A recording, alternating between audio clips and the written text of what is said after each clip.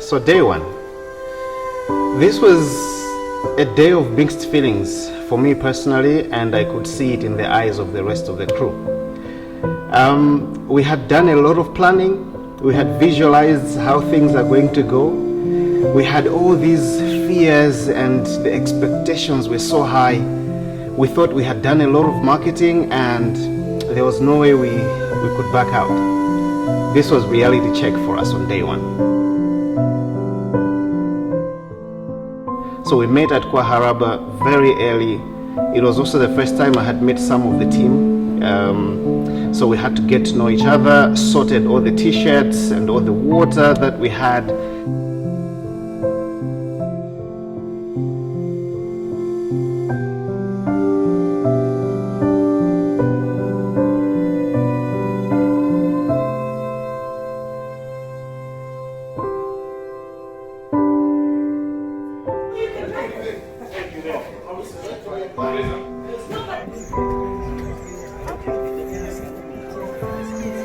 We started off from Kwaharaba, and one step, 5 steps, 1 kilometer. This was beginning. This was getting so real. For me, I still thought as of day one, I didn't get the real impression of how this walk was going to go, because we were still home. We were still in Blantyre. As we passed Chirimba, where I live, I jokingly said I could back out and just go home, and that was real, but I kept going. The support was so overwhelming. We had a lot of people that had come on this day just to see us off, just to escort us for about 16 kilometers to Lunzu.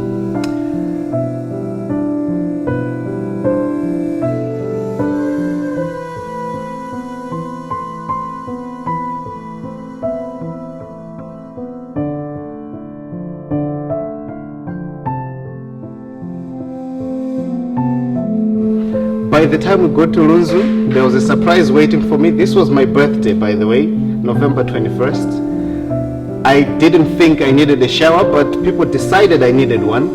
Happy birthday!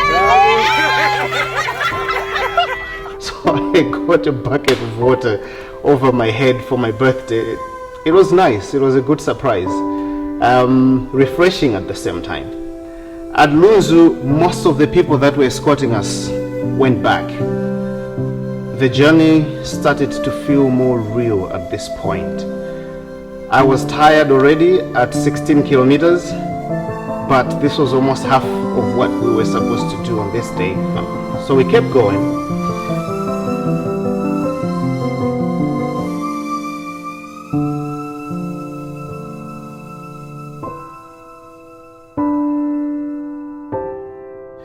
And we got to the 25-kilometer mark. My support system, my wife, who was with us all this way, decided this is it for her.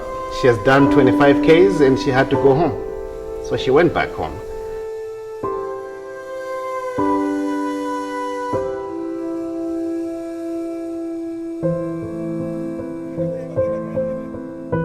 I'll take you places you've never been before.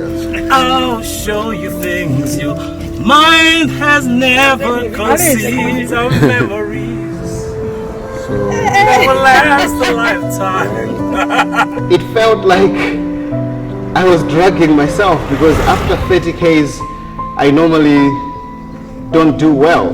Past experiences have shown that.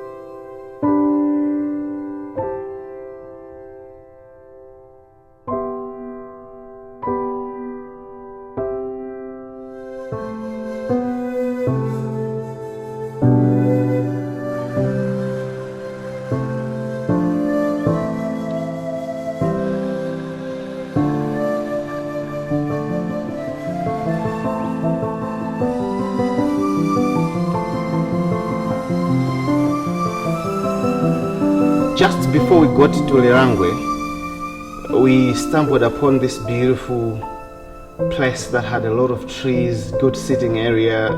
There was a bar and a restaurant. We could buy cold drinks, so we stopped for lunch. We made sandwiches. Our lovely Kate Silva decided to be the chef of the day. She made really good sandwiches for us.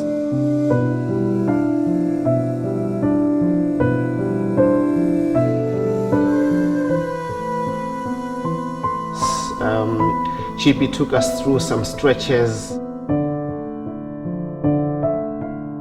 After lunch, we started packing up. The hosts at this place, his name was Mustafa, a very funny guy. People had a terrific time with him.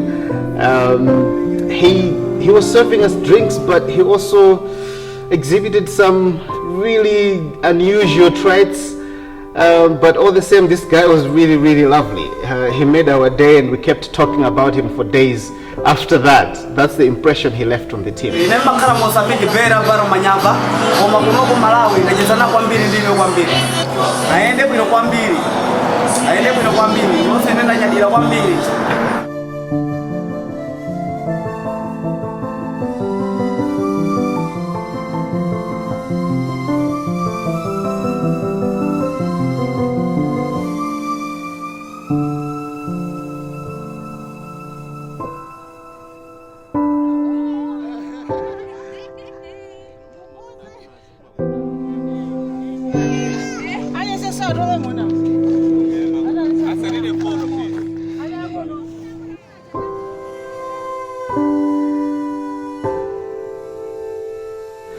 And about 4 hours later, it started getting dark.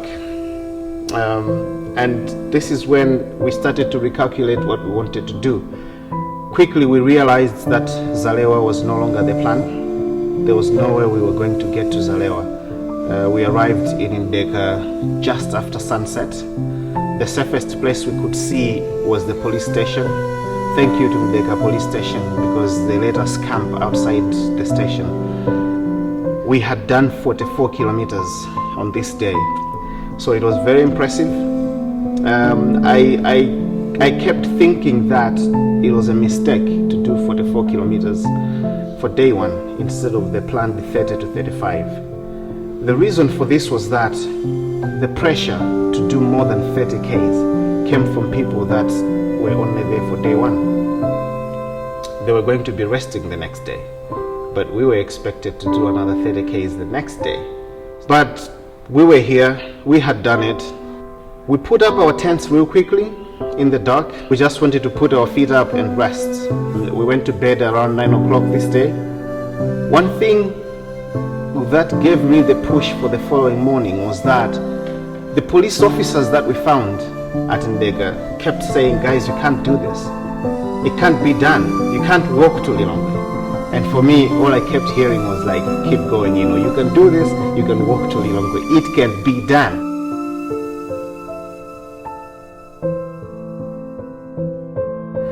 When I thought about the cause, the reason why we were doing this, there was no turning back. I had to do this. This was for tourism. This is our industry.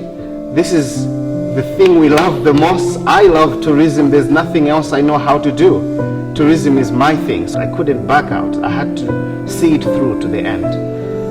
But it was a very long day, mixed feelings.